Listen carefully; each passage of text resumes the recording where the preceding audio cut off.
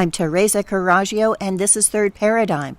Today, I'm recording outside, and if you peer through the foliage to your right, you can see the koi fish that my daughter Cassandra and her friend Fati painted on the blue fence. Cassandra is my social media advisor, and when I first started, she said, "You know, Mom, you really don't have to get out everything you have to say in one episode." So, almost 3 years later, I'm going to take her advice. I'm going to try something new and do shorter videos that I record at the same time, but post separately, and try to limit myself to no more than 3 topics. We'll see how that goes. Today, I'm starting with systems and stories. I have often said that I believe people are inherently good, and when they behave badly, systems and stories are to blame. So, which one came first? That's the question I want to delve into today. On the comment thread of my last episode, Cosmology and the Course, I've been having a long and energetic conversation about the economic system with Winston Smith. And this started when he recommended a video, which was by Richard Vobes, who goes by Bald Explorer, and it was said, "You are the king," and talked about, "Are you sovereign?" This was an interesting video, and what it seemed to me to be saying is that we should not need to pay taxes, that taxes are something where they are usurping our labor and taking away our ability to decide what we do with our money and instead becoming our lords. I think that taxes were the instigation, but not the goal. In my book, How to Dismantle an Empire, what I look at is the origin of money. And the origin of money with coinage started at the same time as taxation. That taxation was used to demand that people pay in the coin of the realm to the local fief lords. And then those fief lords could have their armies go and conquer other people, and those armies didn't need to be fed by them because people needed the coins that the armies were paid in. So people needed to provide them with food, shelter, sex, whatever, in order to be able to get that coin so that they themselves wouldn't fall into slavery. So this co-opted people into the conquest of their neighbor and created a cognitive dissonance, because the way that they were providing for themselves and taking care of their own loved ones and community was in conflict with what they were doing in order to get those coins. This is, I think, the origin of the system that we're in. But it didn't end there. If we go back to the story of Joseph, that is at the end of Genesis, it gives the play-by-play of how this worked.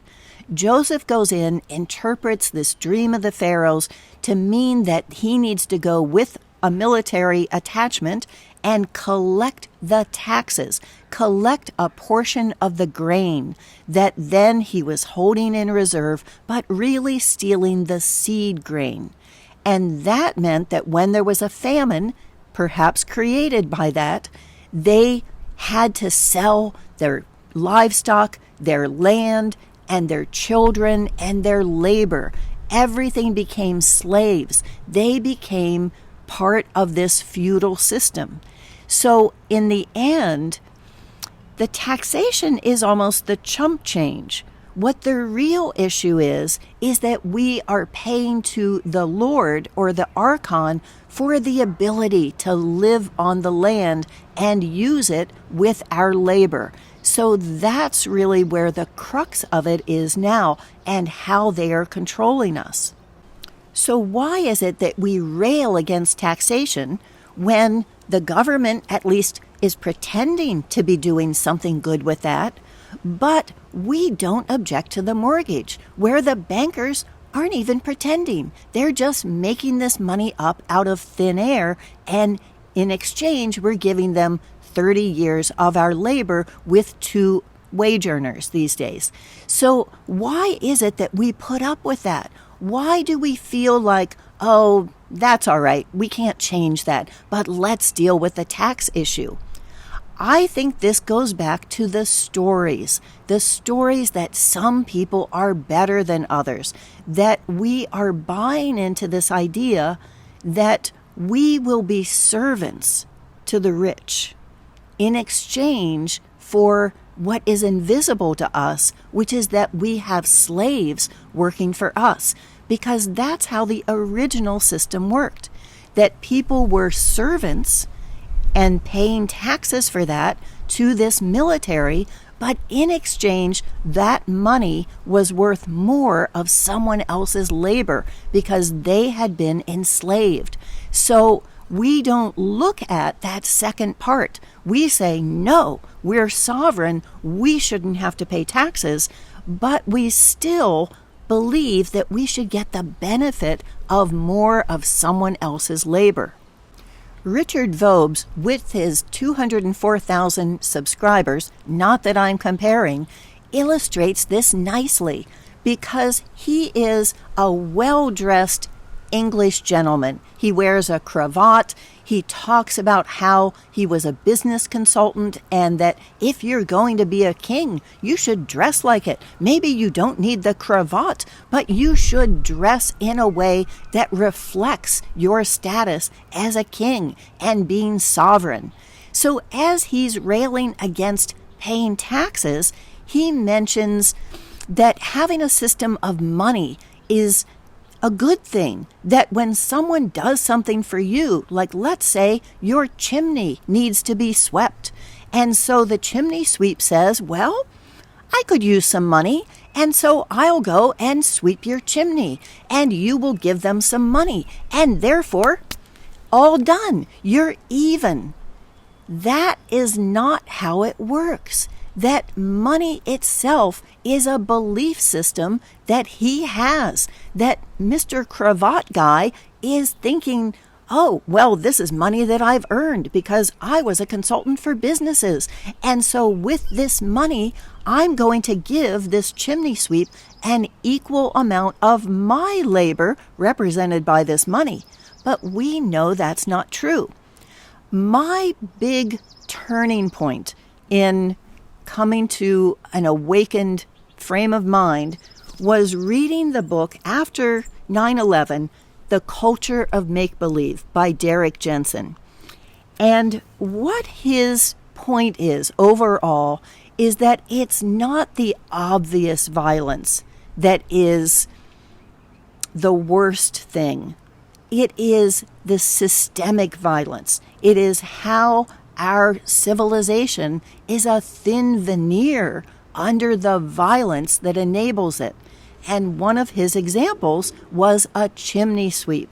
He talks about how children, because they were little and thin and could get up and down chimneys, were the ones who were the chimney sweeps, and that the master of the house needed to have his meals on time, and therefore would have the chimney sweeps often go up into hot chimneys and go through and do this horrible, dirty job that is not at all like Mary Poppins and Dick Van Dyke, was very torturous and something that were urchins that were taken off the street and forced into this for the benefit of someone else.